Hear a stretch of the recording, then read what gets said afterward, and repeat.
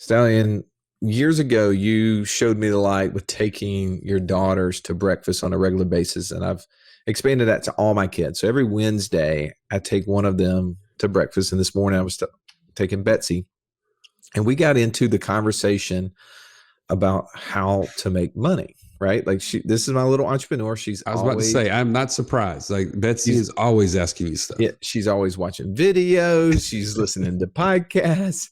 At 11, this little girl is more interested in making money than my 16-year-old by far. and we're going through and we're talking about, what your time is worth and how all that applies. And we get into the conversation of what do we do with our savings? So I'm going to give props to one of our audience members. Timothy Bull wrote a book, The Richest Boy in Athens. And I read that with her, and we were talking about it and talking about the story, which mimics the adult version, which is The Richest Man of Babylon, which is a favorite of yours and I. Yes. And in the end, he was saying to pay yourself first and then take this money to then be able to buy the toy that he wanted. I said, well, here's the only twist I would have to that is that I would say, instead of spending your savings, you should put your savings to work. You should create an asset. An asset is what puts money in your pocket, right? Right. So we should find ways to get that at work. And she said, well, Dad, how do we have assets? I go, oh, well, good question. We own apartment complexes that pay us money monthly. We do? Why don't we stay at those? I was like, well, they're here in town, girl. They're local. We have a house. We don't have to do that. She goes, oh, that's a good point. Because she was thinking like when we travel on vacations, she's like, well, why don't we stay at those? Why don't we stay at all these little random houses? Stay at ours. And so we started talking about that money coming in, and it was just fascinating to her. And I can only imagine that being very similar to your experience as you read Rich Dad, Poor Dad. You start to get that kind of initial take of what passive income would mean to your life. And Joey's, we were interviewing Keith Weinhold from the Get Rich Education podcast, someone who wrote for the Rich Dad organization for a while. Just like many, that was his start too. Yeah, I'm not shocked to hear his progression and his story that started with that book and then led him into like being the OG house hacker, as he'll share in this episode, which I love. And I mean, here's the other part that I think you're going to take away from this episode is that you don't have to start huge. You just have to get started. How many lessons did he learn along the way that ended up becoming part of his education that has led him to where he is now? And some of those were mistakes along the way, but we can all get on that same path.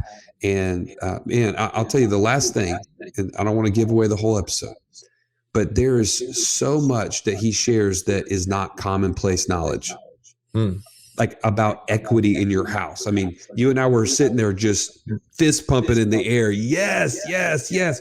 But most people think of that equity as like it's something important. And he's like, stop fooling around with your equity. This is not the way to expand. Well, I think the words that he uses that financial freedom is not debt freedom. And so often we hear people who have accumulated so much equity in their house, it's become that pride moment. It's that badge of honor. Good for you, right? Like there's nothing wrong with creating equity in your house, but maybe it's just not its best place, right? Maybe it's not its highest potential use. Yes. Maybe you can find better uses. And he gives that away. He talks about what he did, how he went from a fourplex to owning over 80 doors across the country. He is definitely a sought after speaker, someone that you ought to be listening to on a regular basis outside of this podcast. I think that that's one that you would find value in. But why don't we hear from him with us right now? Let's jump in with Keith Weinhold.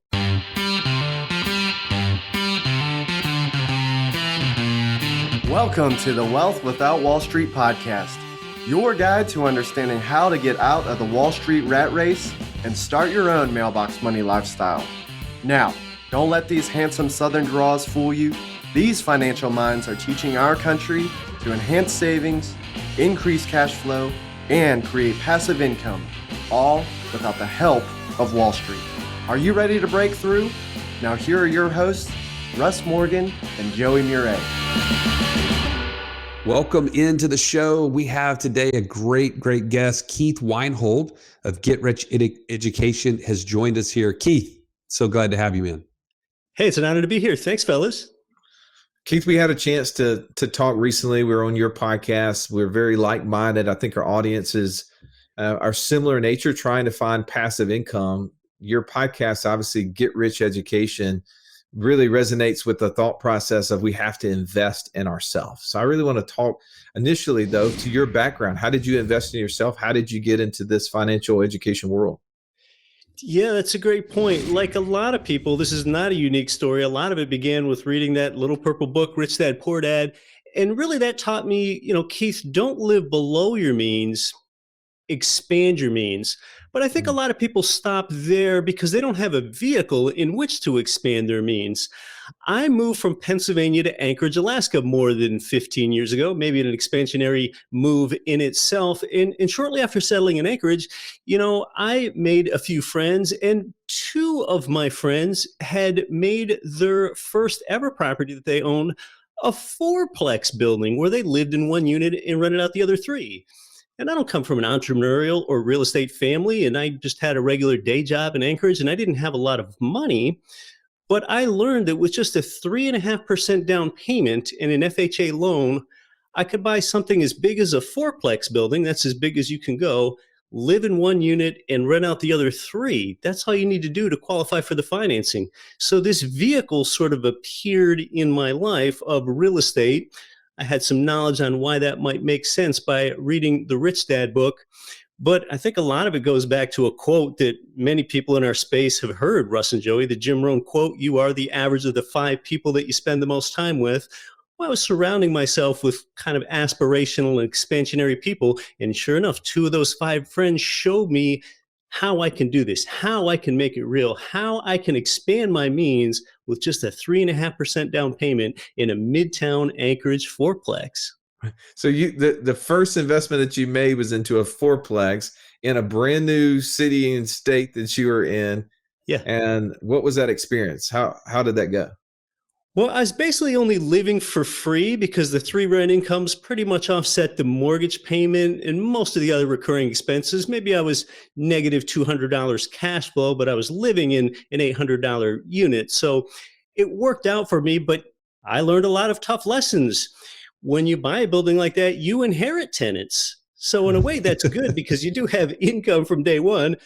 But in another sense, you're not the one that selected those tenants. And yeah, I had my first run in with, tenant says they're going to pay the rent. And you just kind of trust them and they don't pay the rent and you need to replace them with another one. And I'm not a handyman. I don't know how to fix things very well. So a lot of times I had to hire outside contractors, and that cost me more money to do those things. That's really not where my skill set is. But after owning that fourplex building for a few years, I began to realize what it was doing for me. See, on the day I bought the building, I pretty much understood I was living nearly for free. Russ and Joey, when I bought that fourplex building, I did not even know what the terms cash flow and equity meant at that time. I think there's a bit of a lesson in that. It's okay to start a little bit before you're ready, as long as you're not completely jumping into something. But I would soon learn that this vehicle, this fourplex, really the reason that it allowed me to expand my means is that not only was I getting my money to work for me, like a lot of employees do in their 401k plan that just think, oh, what's better than getting my money to work for me? The lesson it taught me is ethically get other people's money to work for you. It's ethical because I'm doing well and I'm providing people with good housing. There's a leak in a hot water heater, pay someone to replace it. There's some laminate flooring coming up, make sure that that gets right. And I'm using other people's money 3 ways at the same time without even having any degree or any certification. I learned that I was using the bank's money for the loan, the tenant's money for the income stream, and the government's money for very generous tax incentives that I was getting with each successive tax return. So that's a paradigm shift. It's not focusing on getting your money to work for you. It's getting other people's money to work for you. And that's one way of expanding your means. No doubt. I mean, that's really taking what you have already and multiplying it I think back to, the new term of what you actually did. You may be the OG of what everybody is now calling house hacking. I mean, had you heard that term before, or is that's new, right? I had not heard that term house hacking. I think that came along a bit later. After they watched you do it, they were like, you know what? We're going to come up with this idea. Yeah, let's call it Well, house hacking. and that's interesting too, that you were going through an experience where not only you're learning how to be an investor, you're learning how to be a landlord. You're in a lot of situations, I imagine, and you've probably experienced this later on in life, that it's unusual too for the landlord to be living to also be a neighbor, right? So when you said you had an experience where the person wasn't paying, it's even more awkward because you potentially are like, you've probably had some pleasantries with the person in the driveway, the backyard, whatever it is, because you're just so close to them. That's right. There are pros and cons of being an on-site landlord. And I'm certainly not a landlord now, although I own more rental property than ever, because my best and highest use isn't being a landlord. It's in outsourcing the property management. I'm in real estate investing because I want to improve my quality of life. I don't want 80 tenants to be able to text me. But yes, starting out, there are a lot of lessons in management. And much like you say, Russ, when you're an on-site property manager, like I was in that fourplex building, again, you have to get that loan type, you have to live in one of the units for at least 12 months. Sometimes the good side is, oh, a tenant, I see that they're keeping a dog. You're not allowed to have dogs here. I know that sooner, and I know that because I live on site, so I can nip that at the bud. But then the cons are, if you're running into your tenants on the sidewalk all the time, some of them can be a little nitpicky. Like, our cabinets are just ever so slightly loose again. Will you come in to take a look at them? And it's almost nothing. So, there are certainly some pros and cons there of being an on-site manager. And that's where a lot of the lessons are learned, including some hard ones. Well, you said something that I definitely wanted to dive into, which is that you no longer are doing the property management, that you found a way to offload that. Talk about that transition. When did that happen, and how's your experience been there? That happened 6 or 7 years after buying that first fourplex. So I soon used the accumulated equity from the first fourplex that I just described to you into a down payment for a second fourplex, adding none of my own money. And then I had moved out of the fourplex. So I had owned 8 units. I got married. My wife and I lived about 5 miles away from the properties in a single family home. So, that did increase my quality of life. And I was managing 8 properties by myself. And that with a full-time job, it just got to be too much. I'm really into fitness. I'm really into travel. It's at that point that I hired a property manager. 8 units, each of them being about 5 miles away from me, and each of those buildings being a couple miles apart. That was just more than what I wanted to do as still a full-time job worker at that point with 8 units. So it was at 8 units where I got a property manager, and I kissed the frog on the first one. That first manager only lasted about 1 year, and then I found the right property manager about a year later. Well, so what was it about? Like, was it that network of friends that kind of led you into this idea of thinking about someone else managing the property, or was it your further education and reading, or you were just kind of like hands up, like somebody's got to help me with this? I can't handle this. What was it that led you down that path? Yeah, it's one of my friends got a manager, and I saw what their experience was like, and they were living a better quality of life than me, and taking vacations in Hawaii and not having to worry about it. And a lot of people don't understand what a property manager does. They handle all of the tenant relations. They collect the rent check. They know the landlord and tenant law, so they would know, when to post a notice that someone has been late with their payment. And they collect all those rents and they send it to you in just one draft, one EFT draft into your account each month. So they also itemize all of your expenses for you, so it makes it easier for your bookkeeper. You typically pay 8 to 10% of the rent amount. That's what's lost to the property manager. So $1,000 a monthly rent means that $80 to $100 per month goes to your property manager. But that began to increase my quality of life. And I had to let go. I had to stop being a control freak. I would get a bit too emotional about the property, maybe because that first fourplex is one that I lived in myself. I still remember between tenant turns when unit came about, me doing weird things like getting down on my hands and knees where the brown baseboard is and kind of trying to use a brown marker to color a little nick on the baseboard and all these things. And I was trying to be too much of a perfectionist. So as soon as I let go and reminded myself that, hey, facts trump emotions here. This is an investment. It's not something to get emotional about. I should let a manager take over. Can they do as good a job as me? No, but for me to get involved just to get that last 2% of perfection is not worth it. Because as investors, we often think about ROI. We're throwing around the term ROI. What's your return on investment a lot? But I started to ask myself rather a different question. What's my ROTI? What's my return on time invested in this? And as soon as I handed over the management reins, my return on time invested went up, even though I was less profitable in a dollars and cents standpoint because I was paying the management fee. So it's about asking yourself a better question. Again, expanding your means. Well, Let me ask you this, Keith. So you at this point, you've gotten to 8 units. Someone else is running those. We like to on this show, and I'm sure you mentioned it on yours as well, is we think about Robert Kiyosaki's formula to financial freedom being passive income greater than monthly expenses. So give us a standpoint at that point in time. Were you getting close to that number to where you could ultimately have that freedom, or how far off were you?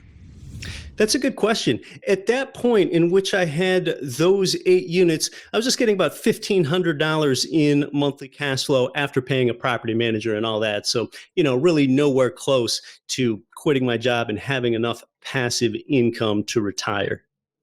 Gotcha. Okay. So what was your next step after that? My next step with that portfolio is when equity had accumulated in each one of those buildings, in doing my first ever 1031 tax deferred exchange. Again, I don't want to put up my own money if I don't have to. It's about using other people's money. So with the accumulated equity in those 2 fourplex buildings, I traded up those 2 fourplex buildings with the addition of very little of my own cash for both an 11-unit building and an 8-unit building. So I've gone from 8 units to 19 units now.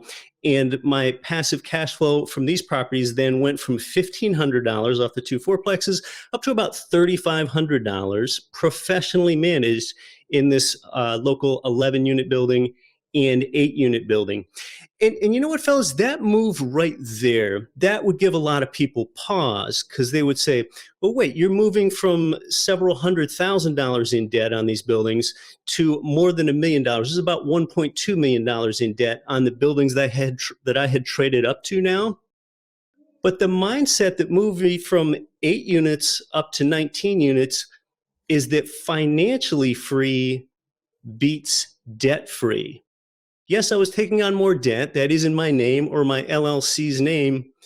But if that debt is 100% outsourced to tenants because they're cash flowing rentals, meaning income exceeds expenses, I want to take that all day because the payments are durably outsourced to tenants. And I also benefit from inflation when I take on more debt. But really the takeaway is that financially free beats debt free. I had more than doubled my cash flow with that one particular move, a 1031 tax deferred exchange, meaning the capital gain from the sale of those 2 fourplexes is taxed at nothing as long as I move it into 2 larger properties within certain timelines. I just read this comment. It was so drawing joy. I wanted to share it. I realized that my time is not really mine. It's my company's. Now I have to stop negotiating my time for money, and I need to start working to become financially free. That's exactly how I felt when my daughter Adler asked me on the way to school, Dad, can you pick me up from school today? And I had to say, no, baby, I have to go to work. That's where I drew the line. In order for you to be clear on the things you need to do and stop doing, and to know who you need to become so that you can stop trading time for money, join us right now at wealthwithoutwallstreet.com/passport. Now let's get back to this episode. So what, as an investor, we talk a lot on the show that it's not the investment, it's the investor, right? So what were some of those level up things that you did as an investor that gave you the courage or gave you the confidence to level up, to go to that next higher, bigger units, going from a couple 100,000 in debt to over $1 million in debt? What were some of those things that you could share that you learned, that experience that someone else can gain from yours? I think the mindset to make me want to do that is understanding that financial freedom is more important than debt freedom. It's really that understanding that I would not want to do something, for example, like make an extra principal payment on my mortgages and just stay small with one or two fourplexes and try to pay those down. That's a slow way to wealth. As soon as I make an extra principal payment to the bank, what I'm saying is, hey, Mr. Banker, here's an extra $500 principal pay down. Don't pay me any interest on it. If I need it back, I'll pay you fees and I'll prove to you that I qualify again. But Keith, where did you get that from? So I agree 100% with that, what you're saying, but where was that aha moment? Do you remember where you could say, that's when I gained that knowledge and I thought, ooh, I'm missing it. I need to make this next step. Yeah, it's a good point. I just think it's really being in this world, including that rich dad world, and hanging around people like Ken McElroy, understanding that that's how you build portfolios. Because by this time, with those two original friends that influenced me to buy the fourplex, I had bypassed them. I was more into real estate than they were at this point, and they were still kind of more into the pay it down mindset, because that's what my dad taught me when interest rates were 18% back in 1981. And all that. So it was that I personally had taken more of an interest in educating myself on how to do this. And really, I'm kind of like, locally and among my friends, I'm really more the black sheep now, expanding my means rather than living below them. I love what you're saying. And the old mindset is debt freedom. Like the small thinking is the way to, like, any sort of prosperity is to get rid of debt. But as we know, and we talk about on the show all the time, the freedom formula includes both sides of the equation. If you don't have passive income and you have no debt, you're still not free. It's just debt freedom, as you mentioned. I love that delineation that you're making is, call it what it is. It's not financial freedom. It is debt freedom if that's your goal.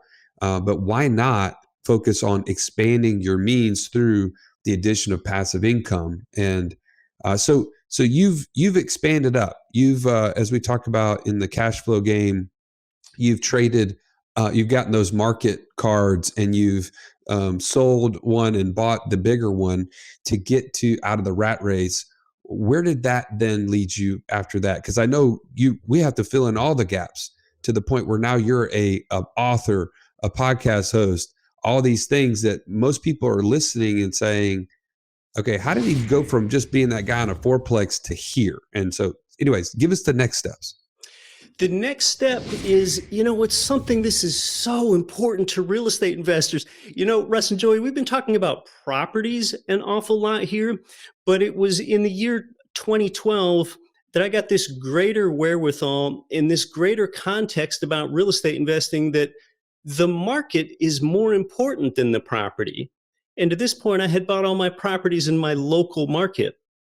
The market is more important than the property because, one needs to understand that really in rental real estate, it's the durability of the income stream that comes from the tenants. That's what makes this entire thing work. If the tenant's rent income doesn't come in, you're in trouble. Then, having the debt is not good if I would have to pay it myself. So in 2012, I started buying in different markets in Texas and in Florida. And I'm so glad I did, because the Anchorage economy really took a downturn in 2015. And, I'm probably still overweighted in Anchorage. I still have some of those buildings here, but I started buying out of market, understanding that the market is more important than the property. And when most people think about real estate investing, they start to think about what kind of property they can buy. And sure, that's good. That's really an important thing. But really, the property is only the fourth most important thing in real estate investing. The most important thing to you here, the Wealth Without Wall Street viewer or listener, is what do you want real estate to do for you? Are you looking for cash flow like I was? Or are you looking for appreciation or tax benefits? Or maybe it's even a lifestyle component where you can live in a resort property a few weeks a year. What do you want real estate to do for you? It's about starting with what you want. The second most important thing is that market, a market that's typically big enough. Typically the bigger metros have broader economic ballast and industry there, such that you can have a reasonable expectation that you can have a tenant that pays the rent. You want to look for a place that's probably growing in population and jobs. And then the third most important thing is that team of professionals, especially having a good, sound property manager in a market. And then really the fourth thing, and only the fourth most important thing, is the property. So once you've got you, the market, and the team figured out, then look at the property. And you know, Russ and Joey, so many people get that backwards. They start with the property, which is how I started when I bought a fourplex in Anchorage. I didn't even consider the broader economy or population growth, but people start with a property. Then after they bought the property, they realize they don't want to manage it. And then they try to figure out if they can find a manager in that market. And then they try to figure out the economic fundamentals of the market they're in, and they get it all backwards. So I actually got kind of lucky when I bought that first fourplex. I'm not offended if someone calls me lucky, because I did just happen to buy it in a growing economy, but I really didn't know to look for that. So really the lesson is the property is only the fourth most important thing. And that's really a paradigm shift for a lot of real estate investors. Well, let's talk about that then, because I don't think most of us are trained as real estate investors, right? Unless we had a parent or grandparent or someone else who mentored us at a young age that was able to teach us these small things that we have to learn as adults. How do you know? Where do you go to look for a growing economy, right? What resources are you trusting as, oh, this is a marketplace that I should be looking at? BLS.gov is a free resource. NeighborhoodScout.com, that is a paid resource that tells you things like population growth and crime data and where the best school districts are and so on. But otherwise, it's generally, I like to invest in places in the United States, Midwest and South, including where you guys are, because those areas generally have the best ratio of rent income to purchase price. And those areas also tend to have laws that are more tenant unfriendly to tenants and advantageous to landlords. Namely, one is able to get a timely eviction, maybe in as little as a few weeks for a non-paying tenant, where places like the coast, California, and New York, you might not be able to get rid of a non-paying tenant for more than a year. And the ratio of rent income to purchase price just doesn't work very well there either. So we're talking about markets being more important than properties now. So that's why I do most of my buying in the Midwest and South. You know, it's probably a good thing to be relatively geographically agnostic. That's really how you want to think of things. So I own properties in diverse markets, mostly in the United States, and they each have a property manager for that particular market. So I'm diversified geographically that way. That's awesome. That actually, I found this Zillow post that was talking about markets in which rents exceeded the mortgage payment by the greatest spread. And so I put this in our community within the long-term rental group that exists. And you're exactly right. Where these exist, Midwest and South. Number one market for the spread between the price of typical monthly mortgage payment and the rent is Miami. Then you have Atlanta. Then you have Tampa. You've got Orlando, Charlotte, Birmingham, Oklahoma City, Indianapolis, Memphis. These are all those same markets. The only one that was it was really interesting to me, that was kind of out of the range, was Detroit.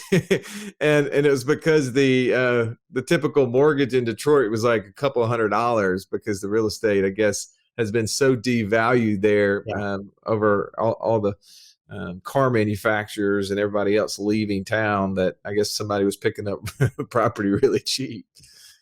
Yeah, those are the places that I like to invest, being mindful that the market is more important than the property. And I only want to make 20 to 25% down payments on those properties and use leverage, again, using other people's money, the bank's money.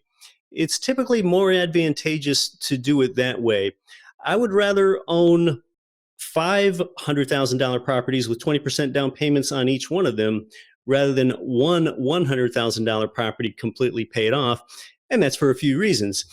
When interest rates today are less than the rate of inflation, I'd actually be losing prosperity if I don't take out a loan, because when I go to repay the bank, those dollars get deflated even faster than interest can possibly accrue on me. So that's why I want to take that deal.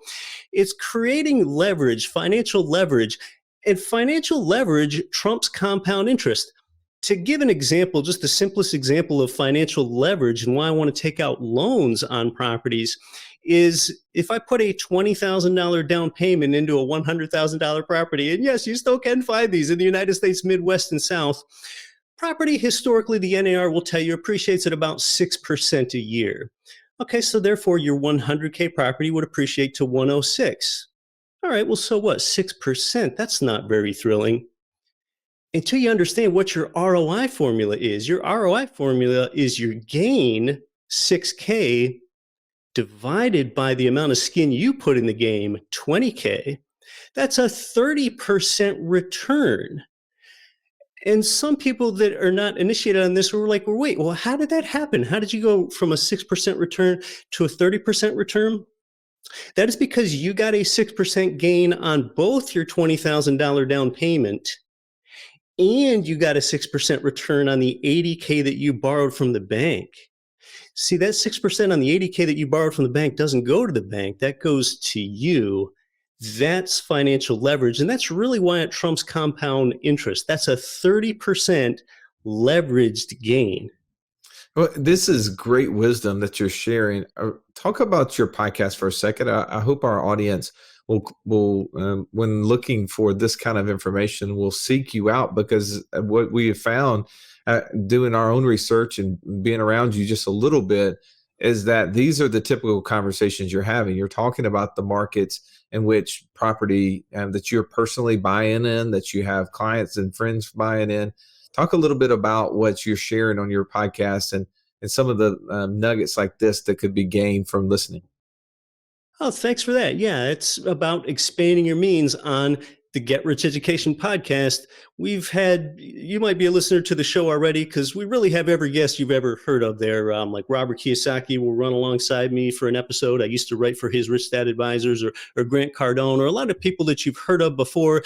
And really, it's been great for the show because they kind of corroborate what I say. And I say some things that are blasphemous to some people. Like, for example, you probably want to get into good debt. So I've done that every week for 7 years on the Get Rich Education podcast. Well, and I think, Keith, what you're saying is it seems counterintuitive what you're talking about, because the world is constantly preaching this alternate way of just kind of playing it safe, not growing your means, but just almost like a scarcity kind of idea. And what you're talking about is this abundance and leverage being the means to somebody. I actually was watching a video the other day, and they talk about how this janitor was able to amass $8 million over his lifetime. And you think, well, how is that possible? And it's because they didn't allow what they were currently given in terms of their actual professional career, if you will, as the limit or as the lid. They expanded that lid through things like what you're talking about, very simple ideas, but most people never understand leverage and these levers that you can pull to really substantially increase your steps towards financial freedom. I mean, just in our community alone, we have had people that are school teachers, people that drive excavators, people that run lawn companies that are getting to and exceeding financial freedom goals within 3 years. And you think, okay, this should be everybody's ability to do this. They just have to educate themselves. So, Russ, what are your thoughts on that in terms of even, we talked about the hierarchy of wealth? Well, the last thing I know we're scarce on time. Unfortunately, we're abundant on many things. Time is the one thing that we don't get to buy back. We slowly are working on that. But because you're such an advocate of real estate investing. You're a pro turnkey or property managed real estate. Give the person who's listening, who's on the fence, who hasn't taken that step, who's identified real estate as a fit for them, but they're still concerned. They look at their market and they say, well, I'm not in a growing market and I'm concerned about investing in a property that's in a city or state completely different than I am. What are the one or two nuggets that you would share with them to maybe give them the confidence to take the action that you've taken? Yeah, if someone is fearful, which is a common thing to think. I mean, really, the business that I'm largely in now is taking sort of the everyday listener, telling them why real estate's made more ordinary people wealthy than anything else, because they've just never had it simply explained to them, and then introducing them to trusted providers in many states, including ones that I use and I still actively buy property from myself, even single family homes in these other markets. So it's about getting that trust and that reputable operator that's been doing this in a market over time. And I just love the democratization of information that's persisted for decades. I mean, it's harder to be a shady operator today than it was 20 or 30 years ago when people were hiding behind screen names and so on. So it's really about vetting that trusted operator in a different market. And, I think part of overcoming the fear of loss, one of the understandings is that real estate investors are typically paid 5 ways simultaneously, where in the stock world, you might only get paid one way, maybe 2 if you have a dividend paying stock.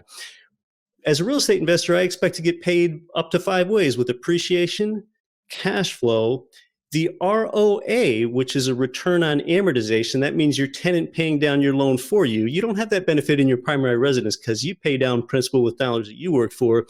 The fourth is that big basket of tax benefits, which we don't have time to get into. And then the fifth is an inflation profiting benefit that you actually get on the long-term fixed interest rate debt. So, I think a lot of investors, Russ and Joey, they think, maybe there's a season to be offensive in my investor life and there's another season to be defensive. But when you're paid 5 ways at the same time, you can be both offensive and defensive simultaneously. Appreciation and cash flow are offensive, and then your return on amortization, the tax benefits, and the inflation profiting benefit, they're defensive. So with all the income streams that you get, as long as you buy right, oftentimes with a turnkey provider in the Midwest and South, it's really hard to go wrong. I love this, Keith, and I'm going to go ahead and give you a pass on cussing on the show earlier when you said something about stocks. Like we don't use those kind of profanity on the show, but I'm gonna give you a pass because you've brought so much value to us. For those of us who want to connect with you outside of here, obviously, if you're not already a part of the community, Keith, we need to make sure you join our app and people can connect with you there. But outside of there, what are some ways people can get to know you and learn more about what we've laid out today? Sure, you have to go ahead and bleep out that stocks word in editing there. You can learn more about me at the Get Rich Education podcast and YouTube channel. And actually, if the 5 ways you're paid went a little fast for you, I have a free video course, 5 videos, about 12 minutes each, 1 hour in total, on the 5 ways that real estate pays you. So you can see how real estate really does make more people wealthy than anything else. That is at getricheducation.com/course. It's a completely free course. I don't try to upsell you to get you to buy some other course. It's just great education because no one has ever had it explained clearly to them why real estate makes more ordinary people wealthy than anything else. You can get that at getricheducation.com/course. Man, thank you, Keith. What an amazing thing. Definitely head over there to get that free resource. Check Keith out on his podcast, and I hope that you'll connect with him in our community as well. Keith, is a pleasure. I love getting to learn a little more about your background. Thanks for sharing some amazing information on rental properties and how we can grow our wealth that way. And as always, thank you, the listener, to listen to this podcast. If you got value from Keith, I hope that you'll go rate and review this show, share it with someone else. Maybe, as Keith said, that every one of us are trying to expand our means. And there's people that maybe you are the top on their out of their 5 that they look to as the person that helps influence them. be the one to share it with them, but then also go find 4 other people who's smarter, who can expand your means, as Keith said, so that you can level up. And as always, have an amazing day. This has been the Wealth Without Wall Street podcast. Don't forget to subscribe to the show to break free of the Wall Street mindset and begin building wealth on your own terms in places you understand, so that your wealth will never run dry. See you next episode.